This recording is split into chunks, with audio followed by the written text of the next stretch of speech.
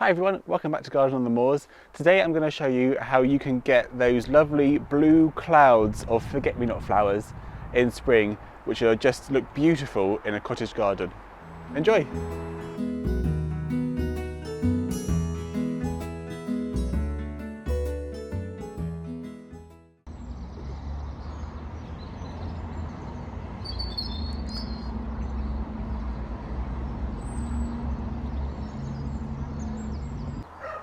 So these are the forget-me-nots with these gorgeous blue flowers.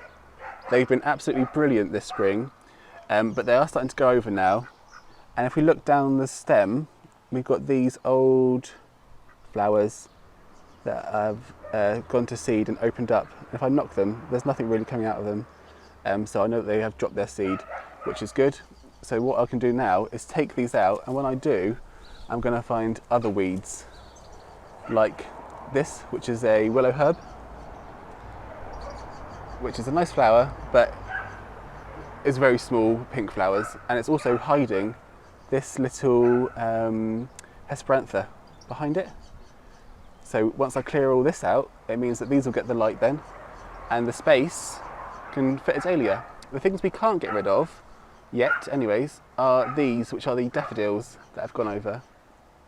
I need to wait for them to die off naturally, so I need their leaves to go yellow and brown, because what it's doing now is photosynthesizing and putting all that goodness back into the bulb underground, and it's going to use that next year for its flower.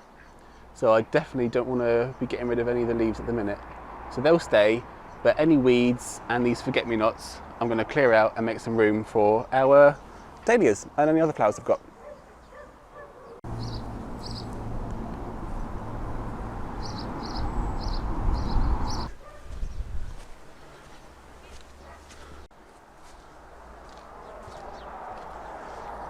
So I've got my gloves on because we have some baby stinging nettles and some thorny plants, so it's always good to have gloves on just in case for that.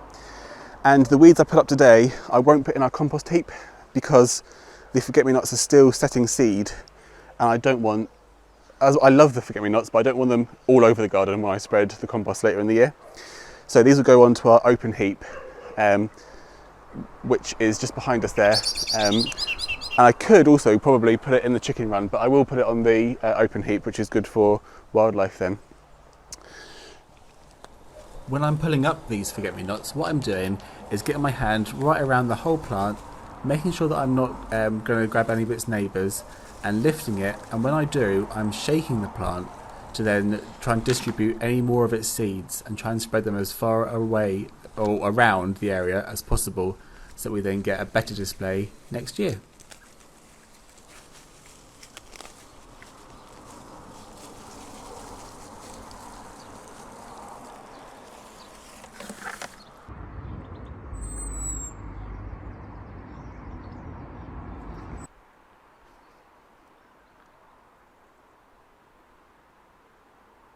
So back in late spring, around May, June sort of time, we had let the forget-me-nots that were here finish flowering and set seed.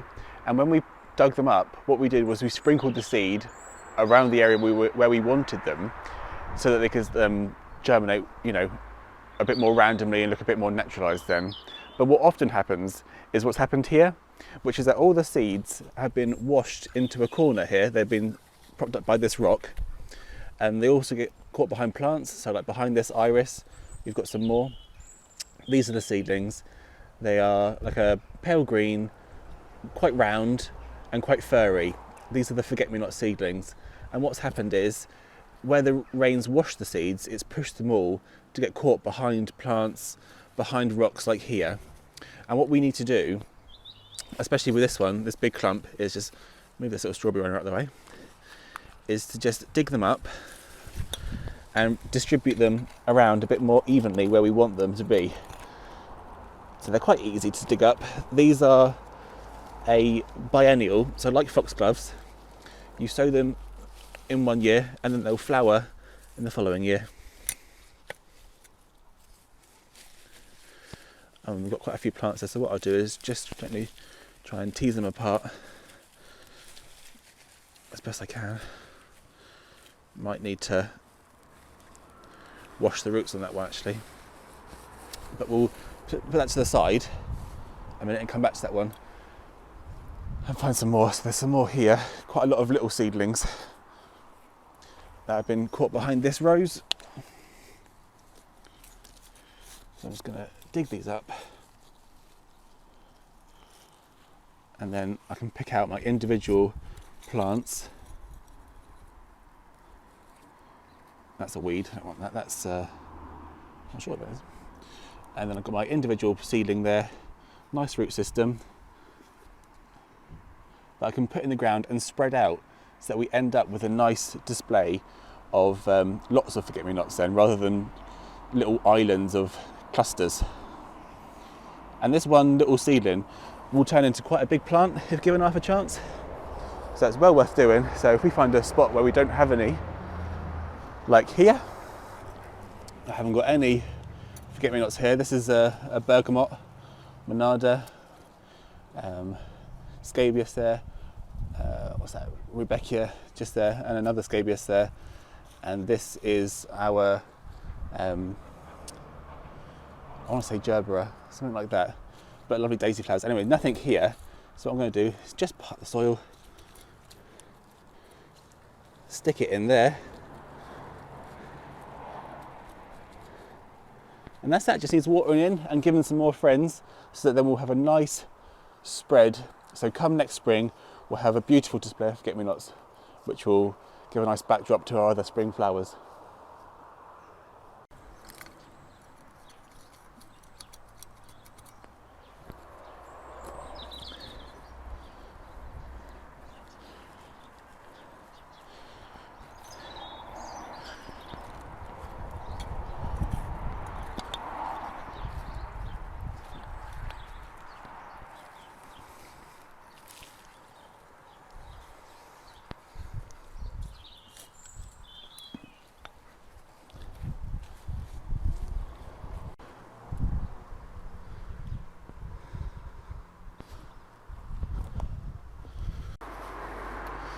If you do end up with a solid clump of forget-me-nots like this, where all their roots are tangled up, what you can do is get a bucket of water.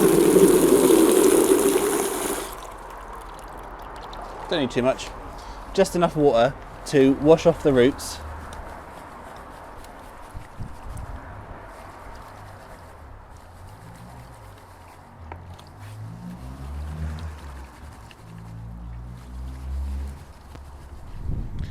And hopefully that'll mean that we can start to separate them out a bit easier.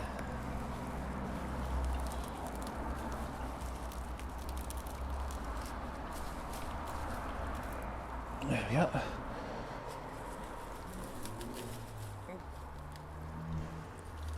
So some of them are broken, but we've still got some good roots on that one there.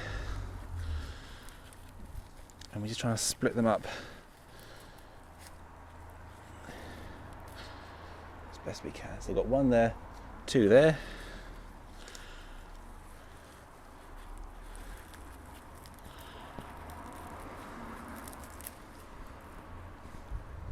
Three and four.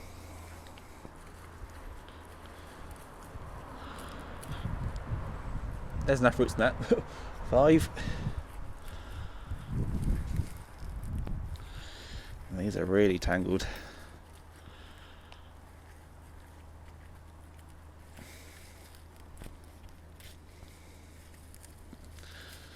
Some roots on that, that's fine. What are we on? 3, 6. Can we make it 2 more out of these? I hope so. Yes! 7, 8. So from that one clump, I've now got 7 decent clumps there. Probably even split that again. No. These are a bit too, they've lost their roots. But still, 7 decent clumps of forget-me-nots there, which will look really good in a few months' time. And free.